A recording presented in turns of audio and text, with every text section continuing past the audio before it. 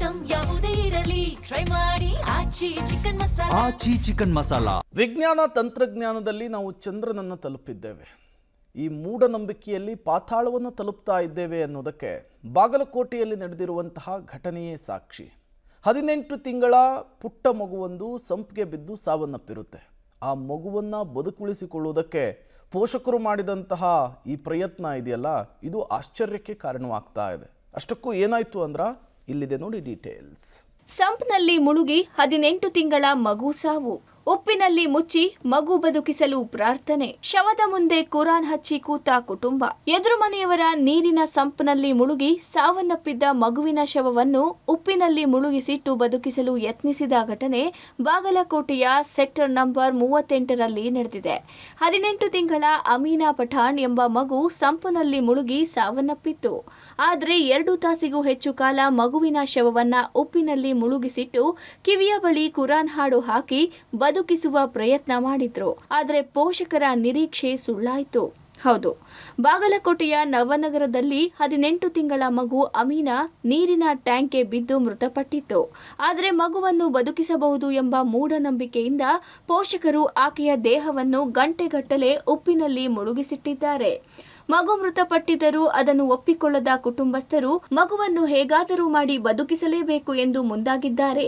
ನೀರಿನಲ್ಲಿ ಮುಳುಗಿ ಸತ್ತವರನ್ನು ಉಪ್ಪಿನಲ್ಲಿ ಮುಳುಗಿಸಿ ಇಟ್ಟರೆ ಮತ್ತೆ ಜೀವ ಬರುತ್ತದೆ ಎಂಬ ಬಲವಾದ ನಂಬಿಕೆ ಅವರದ್ದಾಗಿತ್ತು. ಹೀಗಾಗಿ ಆಸ್ಪತ್ರೆಯ ಮರಣೋತ್ತರ ಪರೀಕ್ಷಾ ಕೊಠಡಿಯ ಬಳಿಯೇ ಮಗುವನ್ನು ಉಪ್ಪಿನಲ್ಲಿ ಮುಳುಗಿಸಿ ಇಟ್ಟಿದ್ದ ಪೋಷಕರು ಮಗುವಿನ ಕಿವಿಯ ಬಳಿ ಮೊಬೈಲ್ನಲ್ಲಿ ಕುರಾನ್ ಪ್ರಾರ್ಥನೆಯನ್ನು ಹಾಕಿ ಬದುಕಿಸಲು ಇನ್ನಿಲ್ಲದ ಪ್ರಯತ್ನ ಮಾಡಿದ್ದಾರೆ. ಸರಿಸುಮಾರು 2 ತಾಸಿಗೂ ಅಧಿಕ ಕಾಲ ಮಗುವಿನ ದೇಹವನ್ನು ಉಪ್ಪಿನಲ್ಲೇ ಇಟ್ಟಿದ್ರು. ಆದರೆ ಯಾವುದೇ ಪವಾಡಗಳು ನಡೆಯದಿದ್ದಾಗ ಮತ್ತು ಮಗುವಿನಲ್ಲಿ ಯಾವುದೇ ಚಲನೆ ಕಾಣಿಸದಿದ್ದಾಗ ಪೋಷಕರು ನಿರಾಶೆಗೊಂಡಿದ್ದಾರೆ. ಆ ಮಗು ಆಡ್ತಾ ಹೋಗಿ ಆ ಟಾಕಿಯಲ್ಲಿ ಏನಂದ್ರಪ್ಪ ಅಂದ್ರೆ ನಳ ಬಂದಿದ್ದು, ಟಾಕಿಗೆ ನಳ ಬಿಟ್ಟರು.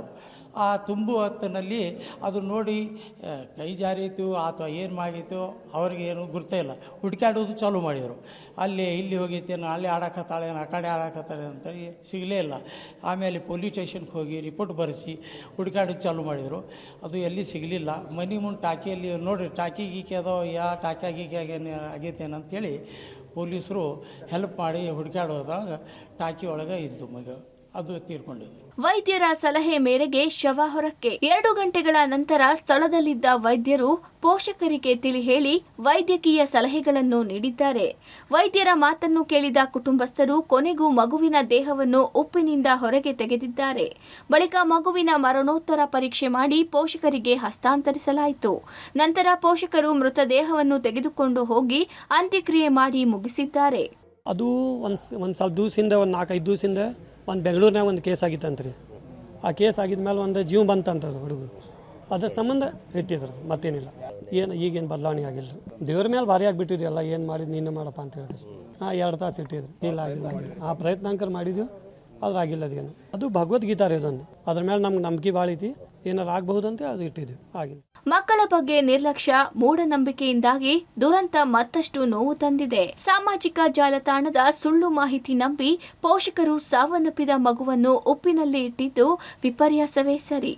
Ravi Hallur, public TV, Bagalkot.